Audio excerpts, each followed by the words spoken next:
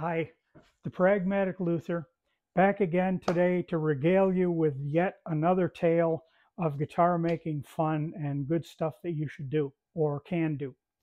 I was just setting up to dome the rim of an acoustic guitar, and it occurred to me that I've seen all kinds of videos on YouTube about making a radiused dish, and I'm sure in the various step-by-step Lutherie courses, there's segments about using one of these, or as they say, driving the bus.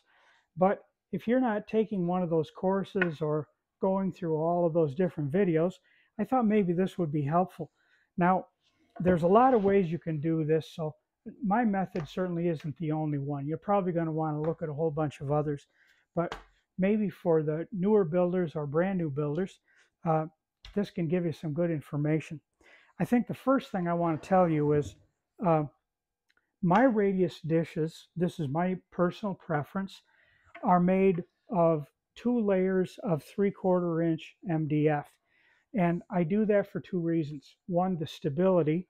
Two, to make sure I've got plenty of room to get that doming effect in there, although 1 layer would do it.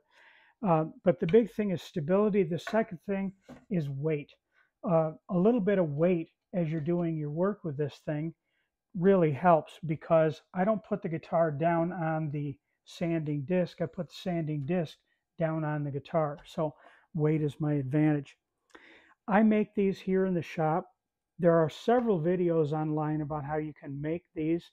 Even I have one that I did years and years ago. I think it's 12, 13 years old. I think mine's a pretty decent one, but there's a lot of other good ones out there too. I do want to offer some helpful hints about the abrasive itself. I use an 80 grit abrasive on all of my dishes. It's perfectly adequate. I don't need anything any finer. But I've noticed that at the Luther supply houses, these discs go for huge money. I think I've seen prices as high as $50 or $60 on some of these. You can get these cheaper at some other sources. Now, I'm going to name the sources because I found them, not because I am paid by them or subsidized in any way. They're just sources that I found. Believe it or not, the ubiquitous industrial supply McMaster-Carr, I believe, has much better prices on these discs, and a company by the name of FinTech Abrasives, that's short for Finishing Technologies, fintechabrasives.com. They offer maybe even the best price on these, so check those out. You may find that you can save yourself quite a bit of money on those. So I'm going to turn the camera here down to my rim. I'm off camera now, but we want the rim to be fully in view here.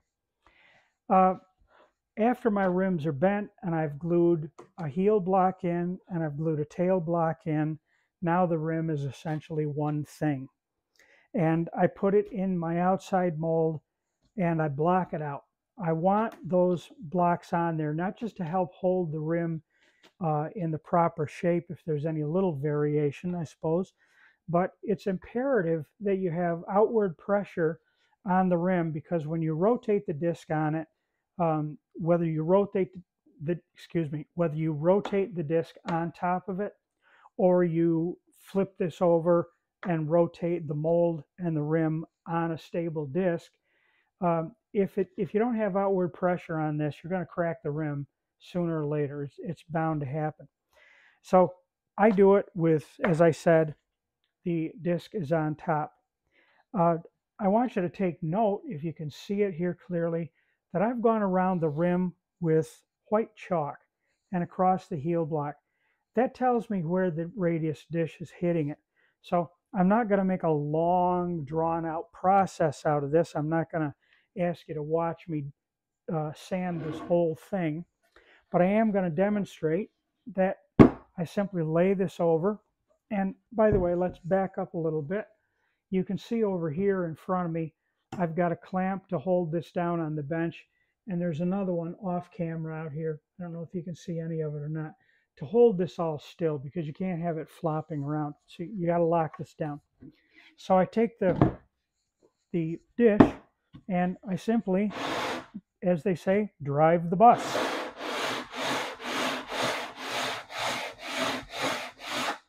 And it only takes a few strokes. I'm going to stop here and take the camera in hand for a second. I believe you can see this on camera. There is chalk remaining here. There's no chalk here on the heel block. There is some here on the rim following down through to this point.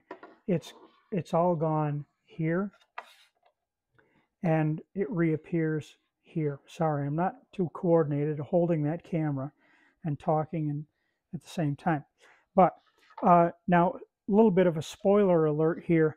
I did start this process before I thought of doing this video, so this is partially domed. But the important thing with the chalk is, where the chalk is gone, that's where the radius dish is hitting that. And I can now treat this to pick up a little bit more speed. So I'm going to put the camera back in the tripod and demonstrate that. So where the chalk remains, as I mentioned before, I believe, is where the abrasive did not touch the rim. Where it's missing is where the abrasive hits it. Now I use the chalk as a gauge. I'm looking at the length of the bare spot here from the lower bout to the center point and beyond, and I'm comparing those. This one is ever so slightly longer than this side over here.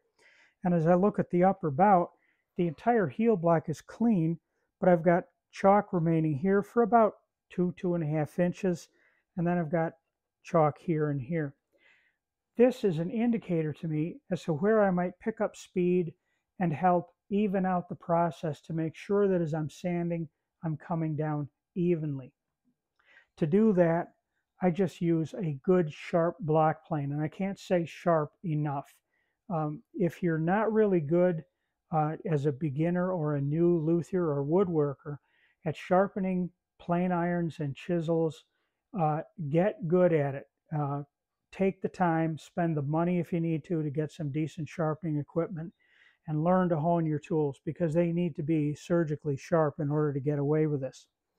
So what I'm going to do is, on those areas where the abrasive has hit the rim, I'm going to bring those down a little bit, and I'm going to gauge the length of those spots to determine, do I want to bring down more here? Do I want to bring down more here? And as I look at this, these two are pretty even. This one's just a hair shorter. So I'm going to come over here with my plane, and I don't know if you can see it, but the grain of this rim shows that I want a plane from the center this way, from the center this way. The grain is tilted upward enough so that I'm certain if I go backwards, I'll tear it. So I'm going to do this, and I'm only going to do 1, 2, 3 strokes. And back this way, I'm going to do 1, 2, 3 strokes. And then up here, I'm looking carefully at what I've got. This area is a little bit more picky because I want this to come down quite evenly. So I'm going to hit this just once, twice. I'm going to hit this once right here, twice right here, because there's clearly a high spot. Now I'm going to take my white chalk, and I'm going to put it back on the heel block and coat that pretty well. And I'm not going to worry about this region down here, but I'm going to coat this because I want to really keep track of this. When this goes down evenly, I want to see eventually, I'm going to put chalk on here, and in one stroke of the dish, I want to see that chalk completely disappear, and I want to see it disappear evenly on both sides. So back again with the dish, and we drive the bus.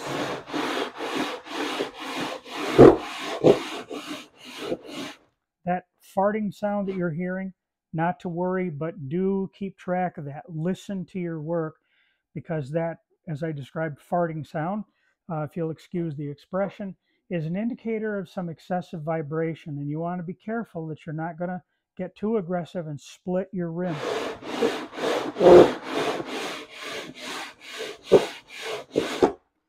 Okay, there's enough of that. And I can see over here I'm making good progress, making some progress here and here. But now over here, I'm not touching anything. Keep in mind also that as you stand to one side or the other of your work, it may cause you to unintentionally concentrate your pressure. So now I'm going to stand on this side and rotate. Not too hard. And I am adding a little bit of down pressure with the weight of my forearms.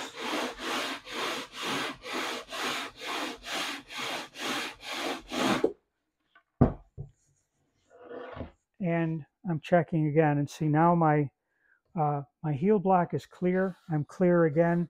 I've got chalk here to here and here to here.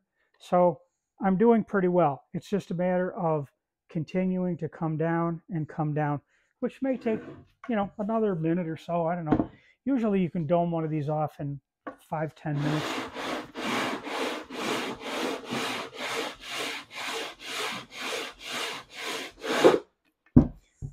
Okay, another thing that you might want to think about, I'm going to adjust the camera a little bit so that you can see better. I hope you can. I want to point out the tail block down here. I have beveled this tail block off at quite an angle.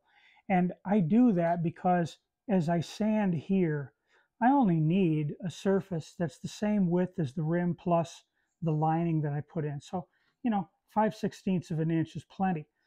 I beveled that off to get rid of that excess wood so that I'm not extending a lot of labor to clean that all down.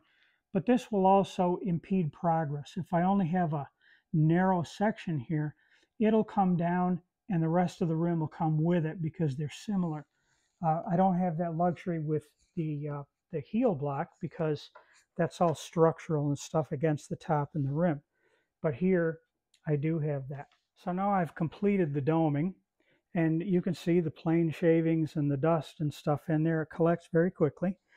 We're going to clean all that out, and now is your opportunity to go around the inside of that rim, and I highly recommend this.